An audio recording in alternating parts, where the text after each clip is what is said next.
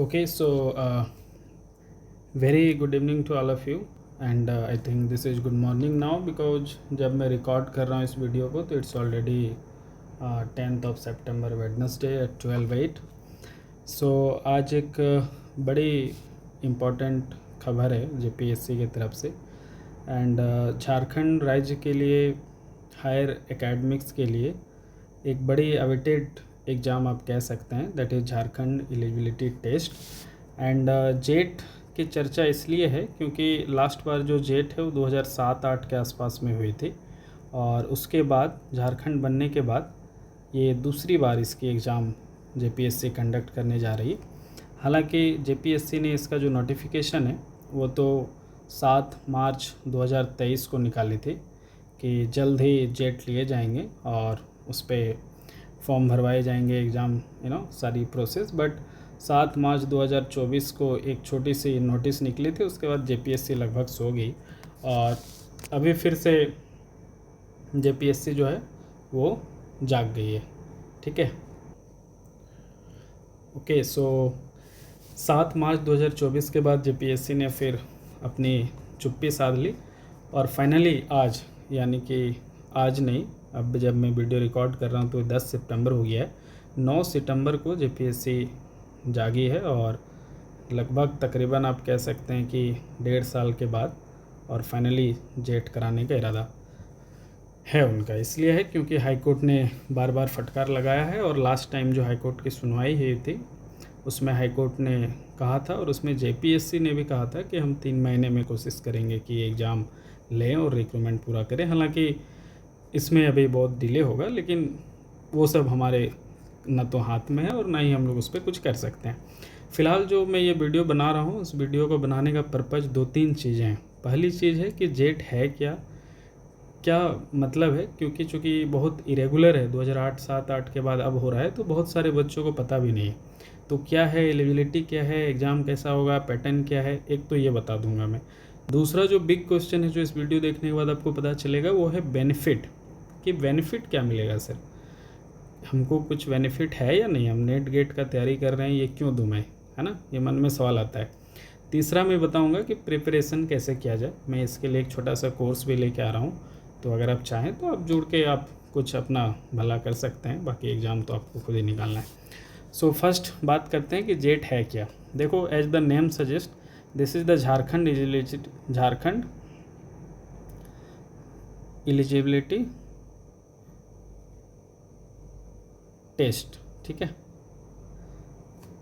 है, Jharkhand eligibility test, that is stands for JET. Jharkhand eligibility test जो है दरअसल ये नेट के तर्ज पे होता है। जैसे मैं आपको बता दूं, एकेडमिक्स में 2 चीज़ें मोस्टली होती है जिसके लिए एग्ज़ाम होती है ना। 2 चीज़ें क्या होती है एकेडमिक्स में, आपको मालूम है। एक होता है आपका टीचिंग लाइन, या तो आप टीचिंग कीजिए, दूसरी लाइन है उससे भी आप टीचिंग में आ सकते हैं, बाकी उसके बाद स्कोप और भी इंडस्ट्री वगैरह या हार्डकोर रिसर्च में भी खुल जाता है, दैट इज़ रिसर्च। हालांकि ऐसा नहीं है, आप रिसर्च से भी टीचिंग में आ सकते हैं पीएचडी करने के बाद भी। ठीक है, तो देखो, एक हमारे जॉइंट एग्ज़ाम होती है जिसको सीएसआईआर और यूजीसी मिल के कंडक्ट करती है ना। इस एग्ज़ाम का नाम है सीएसआईआर यूजीसी जॉइंट एग्जामिनेशन, जो साल में 2 बार होती है, आपको मालूम है। इसमें आजकल 3 चीज़ होने लगी है, एक तो पीएचडी कटअप है ना, दूसरी नेट कटअप और तीसरी होती है जेआरएफ कटअप। तीनों का मतलब फटाफट आप समझ लो तब आप जेट को समझ पाओगे। इसमें सिर्फ आपको पीएचडी पूरे ऑल इंडिया में कहीं पे भी आप लेने के लिए फॉर्म भरने के लिए एलिजिबल हैं। हालांकि उसके बाद इंटरव्यू होगा तब आपका सिलेक्शन होगा। ऐसा नहीं कि आपने पीएचडी कटअप कर लिया तो आप लेके चले गए सर्टिफिकेट और बोले हमको देवे करो, है ना, तो एडमिशन, ऐसा नहीं, इंटरव्यू से आपको गुजरना पड़ेगा। नेट से आप क्या है कि कहीं पे भी पूरे भारत में लेक्चरशिप का फॉर्म भरने के लिए आप एलिजिबल हैं और साथ में पीएचडी करने के लिए भी आप एलिजिबल हैं। अगेन आपको इंटरव्यू से गुजरना पड़ेगा और सिलेक्शन प्रोसीजर का जो मापदंड है, रिटर्न एग्जाम है कि इंटरव्यू है कि एपीआई बेस्ड है, उससे आपको गुजरना पड़ेगा, लेकिन आपको इससे बस एलिजिबिलिटी मिलेगा फॉर्म भरने का। तीसरा है जेआरएफ, जिसको जूनियर रिसर्च फेलोशिप कहते हैं। इससे आप पीएचडी अगर करते हैं तो इसमें पैसे भी मिलते हैं। अब मैं इस पर जाऊँगा नहीं। ठीक है, देखो, जिस तरह से नेट पूरे भारत के यूनिवर्सिटीज़ में आपको एलिजिबिलिटी देता है पीएचडी करने या फिर लेक्चरशिप का फॉर्म भरने के लिए, उसी तर्ज पे हर एक स्टेट का एक स्टेट एलिजिबिलिटी टेस्ट होता है, सेट जिसको कहते हैं। झारखंड में उसी सेट का नाम है जेट। देखो, एक जेट एक टेट होता है, वो अलग है, टीचर एलिजिबिलिटी टेस्ट। मतलब टीचर बनने के लिए हर एक राज्य में एक पात्रता परीक्षा होती है, वो अलग है, लेकिन प्रोफेसर बनने के लिए जो होती है वो है अलग। ये है प्रोफेसर बनने वाला भी। इसमें आप टीचर वाला से कन्फ्यूज मत होइए कि वो टेट वाला क्या है। ये जेट है जिससे आप प्रोफेसर बनेंगे, मतलब आफ्टर 12 कॉलेज, डिग्री कॉलेज या पीजी कॉलेज में आप पीजी डिपार्टमेंट में असिस्टेंट प्रोफेसर या लेक्चरर के पद पे ज्वाइन करने के लिए आपको एलिजिबिलिटी मिलेगा, या फिर पीएचडी करने के लिए। एकदम नेट की तरह। नेट को आप नेशनल लेवल पे समझिए, और ये जो जेट है या सेट है उसको आप स्टेट लेवल पे समझिए। अगर आप जेट निकाल लेते हैं तो आपको जेट निकालने के बाद क्या क्या फ़ायदा हो सकता है, मतलब कहाँ कहाँ एलिजिबिलिटी है। एक तो आप, लेकिन ध्यान रखिएगा, ये सिर्फ झारखंड राज्य के अंदर का ही होगा, इसके बाहर आप इसका कहीं पे फ़ायदा नहीं ले सकते हैं। झारखंड राज्य में आप दो चीज़ में इसका फ़ायदा ले सकते हैं। एक तो आप झारखंड राज्य में कोई भी स्टेट यूनिवर्सिटी में पीएचडी करने के लिए आप एलिजिबल हो गए। अगेन आपको इंटरव्यू से गुजरना पड़ेगा, है ना, ऐसा नहीं है, आपको एलिजिबिलिटी मिला है। दूसरा, लेक्चररशिप का जो है फॉर्म भरने के लिए आपको अगेन स्टेट यूनिवर्सिटीज या स्टेट गवर्नमेंट, झारखंड सरकार जो फॉर्म निकालेगी उनके अपने जो कॉलेजेज हैं उसमें। अब झारखंड में central university of Jharkhand CUJ भी है, वहाँ आप एलिजिबिलिटी नहीं दिखा सकते। क्यों? क्योंकि वो सेंट्रल इंस्टीट्यूशन है। तो स्टेट इंस्टीट्यूशंस में, ध्यान से सुनिएगा, स्टेट इंस्टीट्यूशंस में या तो पीएचडी या लेक्चरशिप का फॉर्म भरने के लिए आपको एलिजिबिलिटी मिला है। ठीक है, ये आप जेट का मतलब समझ गए। अब भाई जेट एग्ज़ाम होगा कैसे, क्या नेट जैसे ही होगा? देखो यहाँ पे दो तीन बात आप समझ लो कि जेट का एग्ज़ाम कैसा होगा और इसमें क्या क्या एलिजिबिलिटी आपको मिलने वाला है। जेट जो एग्ज़ाम है इसका जो सिलेबस है इसको आप मान लीजिए ये नेट का ही देगा। हर एक स्टेट लगभग नेट का ही चिपका देता है, तो आप नेट का ही सिलेबस मान के चलिए 100% एकदम, है ना। उससे ज़्यादा होगा लेकिन कम नहीं। झारखंड सरकार जेपीएससी का तो हमेशा से ये लोग कॉपी पेस्ट ही करते हैं, तो अब उम्मीद करते हैं कि इन लोग जो नेट का उसको कॉपी पेस्ट कर देगा ना। पैटर्न क्या होगा सर? तो देखिए समझिए, ये जो एग्ज़ाम है इसका पैटर्न जो झारखंड गवर्नमेंट ने दिया है अभी नोटिफिकेशन में, इसमें बोला है 2 पेपर होगा, पेपर 1 और पेपर 2। ठीक है, इसके बीच में कोई गैप नहीं होगा, मतलब हो सके एक ही पेपर में दोनों पेपर हो या अलग अलग पेपर हो, लेकिन ये दोनों पेपर मिला के एग्ज़ाम होगा 3 आवर का।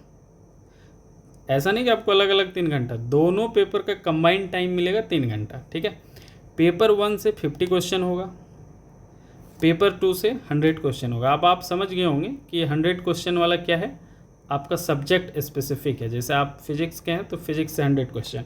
50 जो है जनरल रिसर्च एप्टीट्यूड है। ये क्या है? जनरल रिसर्च एप्टीट्यूड के क्वेश्चन है। ठीक है, समझ रहे हैं क्या बोल रहा हूँ मैं? ये है जनरल रिसर्च एप्टीट्यूड और ये है सब्जेक्ट स्पेसिफिक। लाइक आप फिजिक्स हैं तो फिजिक्स के 100 क्वेश्चन। अब हर एक क्वेश्चन 2 मार्क्स का है, तो यहाँ से 100 मार्क्स बन गया। ठीक है, और यहाँ से इंटू 2 करेंगे तो 200 मार्क्स बन गया। इन दोनों का अगर आप ऐड कर देंगे तो फुल मार्क्स क्या बन गया? 300। ठीक है, 300 नंबर का एग्ज़ाम होगा, 3 घंटे का एग्ज़ाम। कैसा होगा भैया? ओएमआर होगा, ओएमआर बेस्ड एग्ज़ाम होगा, आपको ओएमआर भरना पड़ेगा। ठीक है, 150 क्वेश्चन, 180 मिनट, फुल मार्क्स 300। क्या नेगेटिव मार्किंग होगा? तो नो नेगेटिव। ठीक है, मतलब सही करने पे 2 नंबर, गलत करने पे कुछ भी नहीं कटने वाला है, नेगेटिव मार्किंग नहीं होगा। ठीक, ये तो बढ़िया बात है, समझ रहे हैं आप। नेक्स्ट, मिनिमम क्वालिफाइंग मार्क्स क्या है? जो 2 सबसे महत्वपूर्ण जानकारी, मिनिमम जो क्वालिफाइंग मार्क्स है वो क्या है सर? तो मिनिमम क्वालिफाइंग मार्क्स जो है वो कितना है बच्चों? वो आपका है 40% एंड 35%। 40% है जनरल और ईडब्ल्यूएस के लिए, 35% है OBC, ST, SC and other quota के लिए। ठीक है, पेपर 1 पेपर 2 मिला के, लेकिन ये एग्रीगेट है ना, ऐसा नहीं कि दोनों पेपर में सेपरेटली, नहीं, एग्रीगेट पेपर 1 प्लस पेपर 2 मिला के आपको इतना मिनिमम तो लाना है। इससे कम लाएंगे तब तो आप क्वालिफाई हैं ही नहीं। अब सर कितना रिजल्ट आएगा, कितना परसेंट? तो भैया नोटिफिकेशन में बोला है 6%। मान लीजिए फॉर एग्जांपल जनरल कोटा में जितना कैंडिडेट ने फॉर्म भरा, समझ रहे हैं, मान लीजिए जनरल में फॉर्म भरा 100 लोगों ने, तो इसका 6% कितना हुआ है, 6% ऑफ 100 कितना हुआ, 6% ऑफ 100 हो गया 6, यानी 6 लोग क्वालिफाई होंगे। समझ में आ रहा है। मान लीजिए एसटी में फॉर्म भरा 5000 लोगों ने फिजिक्स में, ठीक है, फिजिक्स में एसटी कोटा में 5000 लोगों ने फॉर्म भरा। What is the 6% of this, बताइए, इसका 6% कितना होगा, इसका 6% कितना होगा, इंटू 100 इंटू 6 कर दीजिए, 1 2 1 2 6 0 6 25 30, यानी 300 लोग जेट क्वालिफाई कहलाएंगे। अब ये कौन से 300 लोग होंगे, तो एसटी में मान लीजिए 5000 जो बच्चों ने एग्ज़ाम दिया था, इनका एक मेरिट बन जाएगा ऊपर से, लेकिन ध्यान रहे जिसका मिनिमम क्वालिफाइंग 35 मार्क्स से ऊपर है, मान लीजिए 5000 में 2000 लोग ऐसे हैं जिनका ये 35% से नीचे मार्क्स है, 35% से नीचे मार्क्स है, तो वो तो डिस्क्वालीफाई होंगे, उनका मेरिट में बात होगा ही नहीं। बचे जो रेस्ट 3000 लोग जिनका मार्क्स एग्रीगेट दोनों पेपर मिला के 35% से ज़्यादा है, वो लोग क्या करेंगे, उनका मेरिट बनेगा ऊपर से, लाइक जो सबसे ज़्यादा नंबर आया होगा, 1 नंबर 2 नंबर 3 नंबर, ऐसे टोटल 3000वां बच्चा का मार्क्स यहाँ पे होगा, ठीक है। अब इसमें से चूँकि 6% बोला है उसने हम लेंगे, तो 300 लोग हो गए 6%, तो यहाँ पे जो 300वां लड़का होगा, कहीं पे बीच में 300 रैंक पे भी कोई बंदा होगा, मान लीजिए उसका नंबर है 42%, तो ये ऊपर से जो 300 टॉप हो गए, ये कहलाएंगे एसटी कोटा में इतने लोग जेट क्वालिफाई, और एसटी का जो कटअप जाएगा वो 42% जाएगा, मतलब उस 300वें व्यक्ति का जो परसेंटेज ऑफ मार्क्स होगा वो हो जाएगा एसटी कोटा का कटअप। मैं उम्मीद कर रहा हूँ सारे कैटेगरी में कहानी ऐसा ही है। तो आप यहाँ में से अभी 2-3 बात मैं उम्मीद कर रहा हूँ कि आप समझ गए होंगे कि ये है क्या जेट, है ना, इसका एकेडमिक्स, टीचिंग और रिसर्च 2 में आप जा सकते हैं, नेट के इक्विवेलेंट है, लेकिन इसका फ़ायदा सिर्फ स्टेट में मिलेगा। सिलेबस क्या है, नेट के एकदम इक्विवेलेंट आएगा, पैटर्न 1 और 2, पेपर 1 और 2 इसका पैटर्न है, 50 question, 100 question, 100 marks, 200 marks, total 300 marks, OMR based, non negative marking, minimum qualifying marks का कहानी मैंने समझाया अलग अलग कास्ट में। रिजल्ट लगभग 6% बोला है उसने, तो 6% रिजल्ट देगा। मैंने यहाँ पे एक उदाहरण लेके भी आपको समझाया कि कैसे 6% कैलकुलेट किया जाएगा। अब कहानी आता है 2 नंबर में कि सर बेनिफिट क्या है इससे। इस वीडियो को देख रहे होंगे जो लोग, उनका सबसे इम्पॉर्टेंट सवाल ये होगा, देखो भैया ऐसा है कि मैं इसमें थोड़ा कैटेगरी वाइज कहानी समझा देता हूँ, है ना, थोड़ा सा आप मेरे को जातिवाद से मत जोड़ना। सबसे ज़्यादा फ़ायदा इसमें एसटी को है, फिर एससी को है, फिर BC1, BC2, EWS को हालांकि उससे ज़्यादा फ़ायदा है, आजकल EWS अपना रॉक बनाए हुए है, और जनरल। ये मैं थोड़ा कैटेगरी वाइज बात कर लूँ तो मुझे लगता है कि ज़्यादा फ़ायदा होगा। देखो ST SC कैटेगरी में और EWS में क्या है कि झारखंड में ST में लोग नेट क्वालिफाई ज़्यादा है नहीं, ना तो फिजिक्स में लोगों के पास ज़्यादा नेट है, ना तो ज़्यादा लोगों के पास नेट है, और ना ही लोगों के पास ज़्यादा PhD है।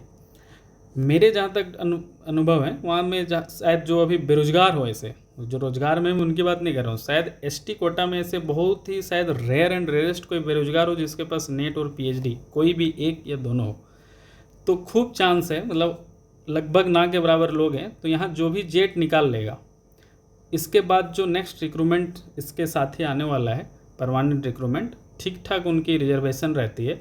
तो अब मान के चलते हैं अगर फिजिक्स में 100 सीट भी आया तो उसका 26-27%, मतलब लगभग 26-27 सीट जो है, 26 से 27 सीट किसकी होने वाली है, उसमें से ST की होने वाली है। और इस 26-27 सीट में कौन फॉर्म भरेगा, जिनके पास जेट है।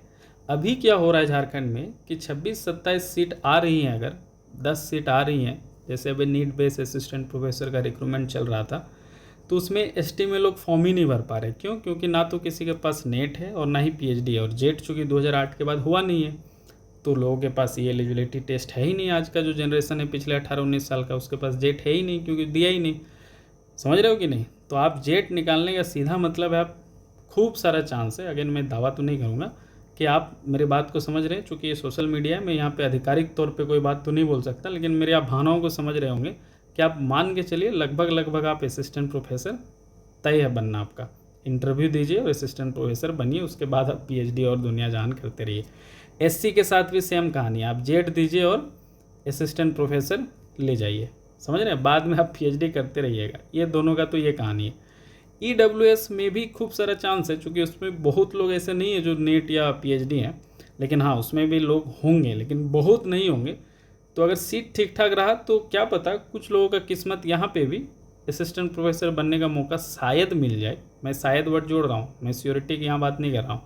ये तीनों कैटेगरी में यही है, यहाँ लोगों का किस्मत है। अगर वैकेंसी ठीक ठाक रहा, उतने लोग नहीं है नेट या जेआरएफ या पीएचडी, तो शायद जेट और इंटरव्यू के दम पे भी उनका काम हो जाए। लेकिन अगर असिस्टेंट प्रोफेसर नहीं बन पाए तो उनका पीएचडी का रास्ता तो क्लियर हो गया। अब वो झारखंड के किसी भी स्टेट यूनिवर्सिटी से पीएचडी कर सकते हैं, साथ ही इसी जेट के थ्रू उनको नेट का इक्विवेलेंसी मिलने वाला है। तो जब नेक्स्ट उनका पीएचडी कंप्लीट होने के बाद जब भी फॉर्म आएगा तो उनका नौकरी लगभग तय है। मतलब इस साइकिल में तो इनका नहीं हो पाएगा, लेकिन ये अगर इसका फ़ायदा लेके जेट निकाल के पीएचडी कर लेते हैं स्टेट यूनिवर्सिटी से, तो नेक्स्ट साइकिल में उनके पास जेट होगा जो उनको नेट का इक्विवेलेंसी देगा और साथ में पीएचडी है, तो एपीआई में उनका ठीक ठाक दावेदारी होगा और वो नेक्स्ट जो गवर्नमेंट की साइकिल होगी उसमें वो अपना सीट लगभग पक्का कर लेंगे। हाँ, टाइम हालांकि उसमें बहुत लगेगा, नेक्स्ट साइकिल का वैकेंसी 2 साल बाद आएगा कि 5 साल बाद, नो वन नोज। तो अगर आपका कोई और प्लान नहीं है, यही प्लान है या बैकअप है, तो आप इसको एकदम छोड़ना नहीं। आपको जनरल के साथ भी सेम कहानी है कि फ़िलहाल आपका असिस्टेंट प्रोफेसर सिर्फ जेट के दम पे बनना तो मुश्किल है, लेकिन आप इस जेट का फ़ायदा लेके पीएचडी जरूर कर सकते हैं। और अगर आपकी नेट नहीं निकल रही है तो ये भी एक कम चांस नहीं है आपको, है ना। हर लोग पीएचडी भी नहीं कर पाते हैं क्योंकि स्टेट यूनिवर्सिटी में एंट्रांस नहीं होता है, प्राइवेट में इतना पैसा है कि लोग सेल्फ फाइनेंस पैसा दे नहीं सकते हैं भाई 5 लाख। स्टेट यूनिवर्सिटी में 5,000 में पीएचडी होती है, 10,000 में होती है। तो आप इस एंट्रांस का महत्व समझ सकते हैं कि 500 का फॉर्म भर के आप कितना सारा पैसा बचा सकते हैं, इसलिए पीएचडी कर सकते हैं। भविष्य का नेक्स्ट साइकिल में आपको फ़ायदा मिल जाएगा, ठीक है। बाकी एसटी एससी के लिए तो भाई बल्ले बल्ले है, उनके लिए ये एग्ज़ाम है। आप उनको ऐसा समझ लो कि उनके लिए पीएचडी एंट्रांस या कोई एलिजिबिलिटी टेस्ट नहीं है, उनके लिए बाकायदा एक एग्ज़ाम है। इस एग्ज़ाम को दीजिए, पास कीजिए और असिस्टेंट प्रोफेसर बनिए। फिजिक्स सब्जेक्ट में ऐसा कहानी है। ये जो मैं स्टोरी समझा रहा हूँ ये आप फिजिक्स केमिस्ट्री मैथ के लिए ऐसा समझे, मतलब जो कोर साइंस है उसमें ऐसा स्टोरी है ना। कोर साइंस में जनरली ऐसा स्टोरी है। बाकी जो ह्यूमैनिटीज़ है उसमें ऐसा कहानी नहीं है कि भाई जेट दीजिए अगर आप एसटी एससी कम्युनिटी से हैं और नौकरी ले जाइए। वहाँ ऐसा स्थिति नहीं है झारखंड में। क्यों? क्योंकि ह्यूमैनिटीज़ बैकग्राउंड में, पॉलिटी, हिस्ट्री, ज्योग्राफी में, एसटी एससी में भी लोग नेट, जेआरएफ और पीएचडी पढ़े हुए हैं। इवन बॉटनी जूलॉजी में भी लोग पढ़े हुए हैं। बड़ा इंटरेस्टिंग है। आप कोर साइंस में ही यहीं पे जो बॉटनी जूलॉजी है उसमें भी एक से एक नेट जेआरएफ पढ़े हुए हैं। लेकिन भैया फिजिक्स तो फिजिक्स है ना। अगेन मैं कहूँगा फिजिक्स का अपना दबदबा कायम है। यहाँ पे नेट निकालना मुश्किल ही नहीं, नामुमकिन है। तो ये अपना दबदबा कायम रखा हुआ है, इसीलिए यहाँ पे लोग हैं ही नहीं। और लोग नहीं है तो बिल्कुल जो जेट पास करेगा वही बनेगा। और जेट में टक्कर क्या है कि आपका सिर्फ स्टेट के लोगों के साथ है ना। जेट में टक्कर कैसा है आपका, सिर्फ ये जो प्यारा सा हमारा झारखंड है उसी के लोगों के साथ में। इस झारखंड के बाहर के लोगों के साथ में आपका क्या है, टक्कर नहीं है। तो यहाँ हमारे जो एसटी एससी भाई बहन हैं, ईडब्ल्यूएस हैं, BC1 BC2 हैं, उनके लिए बड़ा गोल्डन अपॉर्चुनिटी है क्या, इस एग्ज़ाम को क्रैक करने का। क्योंकि यहाँ पे बाकी बहुत बाहर से लोग आएंगे नहीं, तो आपका खुद में कंपैरिजन है। समझ रहे हैं कि नहीं आप। तीसरा, तो ये तो बेनिफिट का फ़ायदा हो गया कि क्या सर फ़ायदा क्या है। तीसरा, अब सर जेट क्या है समझ में आ गया, फ़ायदा क्या है वो भी समझ में आ गया। अब सर तैयारी कैसे होगा, एग्ज़ाम निकलेगा कैसे। ये तो नेट का सिलेबस है सर, और नेट का तैयारी हम कर नहीं रहे हैं, या कर रहे हैं तो हो नहीं रहा है, या फिर अच्छा से प्रिपरेशन नहीं चल रहा है। तो आप हमारे साथ जुड़ सकते हैं। मैं मोस्टली इस महीने के लास्ट तक में कोशिश कर रहा हूँ कि एक मैं कोर्स लाऊं, ठीक है। एक जेस्ट कह रहा हूँ बार बार, एक जेट स्पेशल मैं कोर्स लाऊं, ठीक है। जेट स्पेशल होगा और उसमें मैं आपको 5 से 6 महीने में कोशिश करूँगा कि जो भी आपके इम्पोर्टेंट 6 या 7 यूनिट है, जैसे quantum mechanics, condense matter physics, atomic molecular, nuclear particle, electromagnetic theory, stat mech and thermodynamics and classical mechanics and mathematical physics. इनके जो हॉट टॉपिक्स हैं, आप समझ रहे हैं मैं क्या बोल रहा हूँ, इनके जो हॉट टॉपिक्स हैं वो मैं क्या करूँगा, कवर करने का कोशिश करूँगा। और साथ में यूनिट वाइज टेस्ट सीरीज भी देने का कोशिश करूँगा। मतलब कोशिश क्या, वो तो मैं दूंगा ही, क्योंकि टेस्ट सीरीज पे यहाँ पे सारा क्वेश्चन आने वाला है। देखो जेट के एग्ज़ाम में बहुत आपको लोड नहीं लेना है। यहाँ पे क्वेश्चन का लेवल जो है, नेट का लगभग 60% लेवल होता है गेट का, और गेट का लगभग 60% लेवल होगा किसका, जेट का। समझ रहे हैं आप, समझ रहे हैं। तो नेट से भी इजी होता है थोड़ा पेपर गेट का, और गेट से भी इजी होने वाला है जेट का। आप ध्यान रखिएगा इस बात का। क्वेश्चन हार्डली 1 लाइनर आएंगे, है ना, 1 लाइनर या 2 लाइनर क्वेश्चन ज़्यादातर होंगे। इतना देखो, अब वहाँ पे भाई 5 लाइनर क्वेश्चन भी होंगे, लेकिन उसको कोई टच नहीं करेगा झारखंड में, क्योंकि आपकी टक्कर झारखंड के लोगों से है। वो 1 लाइनर या, अब झारखंड में भी जो लोग नेट जा रहे हैं वो थोड़ा एग्जाम देने वाला जा रहा है, जो नहीं है नेट जा रहे वही ना देगा भाई। तो झारखंड में भी जो नॉन नेट जा रहे जिनसे नहीं निकल रहा है वो उनके साथ टक्कर है। तो भाई उनसे अगर 5 लाइन वाला क्वेश्चन बन जाए तो नेट निकाल लेगा, यहाँ क्यों बैठेगा वो। तो यहाँ बैठ रहा है मतलब नहीं निकाल पा रहे। तो मोस्टली 1 लाइनर 2 लाइनर जो क्वेश्चंस होंगे, देखिए स्टेट का एग्ज़ाम है, मुझे पूरा एक्सपीरियंस है, अनुभव है, मैंने देखा है कई एग्जाम्स के क्वेश्चंस, 60 से 70% क्वेश्चन आपके 1 लाइनर और 2 लाइनर होंगे। फॉर एग्जाम्पल आपको एक टर्म सिम्बॉल दे देगा 2s 3/2, फॉर एग्जाम्पल रफली बोलेगा इसका भाई लैंडेजी फैक्टर जीजे निकाल दो, समझ रहे हो कि नहीं, तो आप इसका जीजे इजीली निकाल सकते हो। उसी तरह आपसे कुछ भी क्वेश्चन बहुत छोटा सा पूछ लिया कि भाई पार्टिकल इन ए बॉक्स है ना, पार्टिकल इन ए बॉक्स है, उसका आप थर्ड एक्साइटेड स्टेट का एनर्जी बता दो, समझ रहे हो कि नहीं, थर्ड एक्साइटेड स्टेट का क्या बता दो, एनर्जी बता दो। तो अगेन आप फॉर्मूला लगा दो, n is equal to n square pi s square h cut square by 2ml square, और कर लो n इक्वल टू क्या हो जाएगा, 1 for ground state, 2 for first excited state, 3 for second excited state, 4 for third excited state. तो n equal to यहाँ 4 put कर दो, energy हो गया। अगर लेन दिया है बॉक्स का तो लेन रख दो, बाकी m तो मास ऑफ इलेक्ट्रॉन है, बाकी अदर चीज़ कॉन्स्टेंट। सो ऐसे क्वेश्चंस रहने वाले हैं, बहुत टफ क्वेश्चन नहीं, समझ रहे हो कि नहीं, इज इट क्लियर और नॉट। तो यहाँ मेन है जो इसको रिवीजन करेगा, यहाँ मेन लड़ाई है क्वेश्चन टफ लेवल सॉल्व करने से नहीं है, मेन है कि कौन किसको इस 7-8 टॉपिक का इजी फार्मूला, इजी क्वेश्चन, है ना, प्रैक्टिस कौन करेगा और फार्मूला रिवीजन कौन करेगा। जो जितना शॉर्ट नोट्स और इस पूरे चैप्टर्स का फार्मूला रिवीजन करेगा, है ना, फार्मूला रिवीजन, इजी क्वेश्चन और शॉर्ट नोट्स, इस पे जो काम करेगा, समझ रहे हो, उसका सिलेक्शन यहाँ होने वाला है। जो बहुत तेज है, तिस्मार खान है, बहुत लंबा क्वेश्चन सॉल्व कर लेता है, उसका यहाँ जरूरत ही नहीं है। वो जेट क्यों देगा भाई, वो नेट निकाल ले, गेट निकाल ले, जेस्ट निकाल ले, टिफर निकाल ले, उसकी यहाँ जरूरत नहीं। तो ध्यान रखिएगा आपके टक्कर इससे, और ये काम जो करेगा उसका हो जाएगा। तो हमने जो एक कोर्स डिज़ाइन किया है 5 से 6 महीने का, जिसमें 6 से 7 इंपॉर्टेंट यूनिट का फार्मूला रिविजन, इजी क्वेश्चन पे टेस्ट, शॉर्ट नोट्स, और आपके जितने डाउट है वो होंगे। क्लास मेरे जनरली अभी नेट के, ऑलरेडी मेरे नेट के बैच चलते हैं, सप्ताह में 5 दिन क्लास होता है, Monday to Friday, generally usually Saturday Sunday छुट्टी रहता है, और टाइम भी बड़ा कन्वीनियंस है, रात में 8 से 9 PM या 9:30 PM तक मेरा क्लास होता है, 1 से 1.5 घंटे का, सप्ताह में 5 दिन, और गूगल मीट पे क्लास होता है। मैं ऐसे ही अपने टैब पे स्क्रीन प्रेजेंट करता हूँ, नोट शेयर करता हूँ, या फिर कुछ लिखना होता है तो ऐसे पेज ओपन करता हूँ, उसमें पढ़ाता हूँ और समझाता हूँ, आपके डाउट भी लेता हूँ ग्रुप से, उसको भी मैं सॉल्व करता हूँ। तो जितने भी आपके डाउट्स होंगे, जितने भी आपके प्रॉब्लम्स होंगे, और मेरी ये जो कोर्स है, मुझे पढ़ाने का ठीक ठाक अनुभव है। मैं लगभग 2014 से पार्ट टाइम टीचिंग कर रहा हूँ।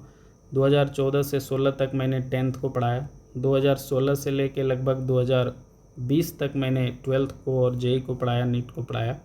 2020 से लेके 2023 तक मैंने आईटी जेएम को पढ़ाया, और 2023 से लगभग 2022 से ही मैं 2 बैच चलाता हूँ, जेएम भी चलाता हूँ और नेट जेआरएफ भी। तो 2023 से अभी 2025 तक, आज 10 सितंबर है ना, 10 सितंबर 2025 तक मुझे नेट और गेट, जेस्ट, टिफर ये सब जो एग्ज़ाम्स हैं बार्क वगैरह फालतू जो भी ETC से एग्ज़ाम है उनको पढ़ाने का अनुभव है।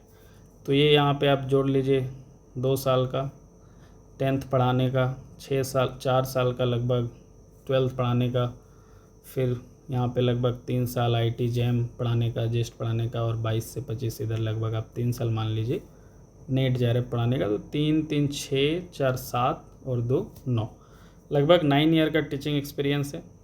वर्तमान में 2 साल से रांची यूनिवर्सिटी के PG डिपार्टमेंट में भी बतौर रिसर्च स्कॉलर क्लास ले रहा हूँ।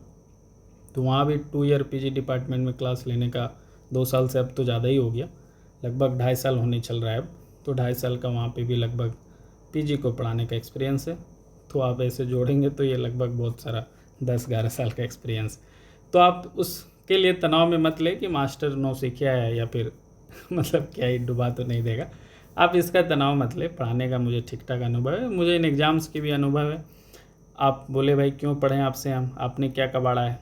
तो भाई JAM में मैंने कबाड़ा है, मैं सेंट जेवियर्स कॉलेज में गोल्ड मेडलिस्ट रहा हूँ। सेंट जेवियर्स रांची में 2017-20 बैच में मैं गोल्ड मेडलिस्ट रहा हूँ।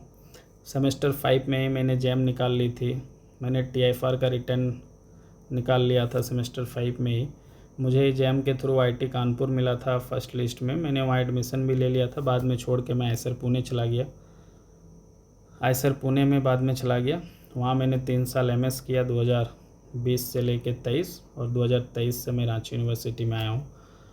मेरे अपने कुछ कंस्टेंट थे, और उसी साल सेमेस्टर 5 में मैंने जेस्ट भी निकाला था 2020 में अपने ग्रेजुएशन में, ऑल इंडिया रैंक 167 था। फिर मैंने मास्टर्स में कोविड में 2020 से 22 नेट के एग्ज़ाम हुए नहीं, वरना मैं तुरंत ही निकाल लेता।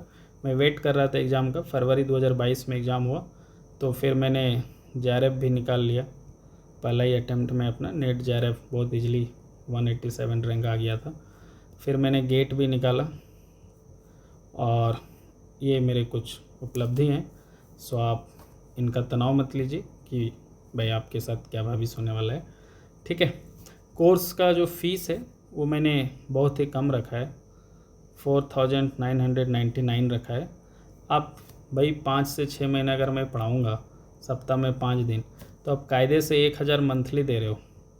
रांची जैसे वाई सिटी में भी लगभग 2000-2500 एक होम ट्यूशन में नर्सरी बच्चे को पढ़ाने का फ़ीस है, और आप तो मंथ में मुझे 1000 पे कर रहे हो। तो मैंने फ़ी पे बहुत कंस्टेंट मतलब ये नहीं रखा है, फ़ी बहुत यूजुअल है।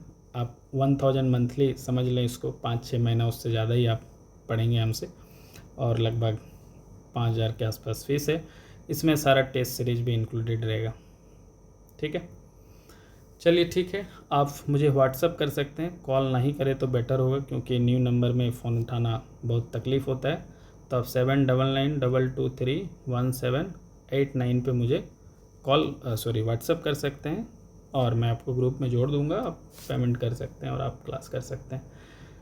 जेट निकाल सकते हैं, और PhD और असिस्टेंट प्रोफेसर का बनने का अपना सपना पूरा कर सकते हैं। तो यही था जेट के बारे में, क्या है जेट, किसको कितना बेनिफिट है किस कैटेगरी में, और प्रिपरेशन कैसे करें। अगर आप खुद करते हैं तो भी मैंने बताया तरीका क्या है, आपको किस पे काम करना है, और हमारे साथ जुड़ के करते हैं तब भी आपको मैंने बताया कैसे हम लोग काम करने वाले हैं, और एक मिनिमम सपोर्ट प्राइस के साथ में, क्योंकि बिना इकोनॉमी के दुनिया चलती नहीं है। तो इसलिए मैं एकदम जीरो तो नहीं कर सकता, वरना उससे इम्पैक्ट भी बहुत नेगेटिव जाता है। Okay, so this is all about, और bye bye, see you all, जल्दी मिलूँगा। आप लोग पढ़ते रहिए, सुरक्षित रहिए, और इस एग्ज़ाम को हाथ से ना जाने दें।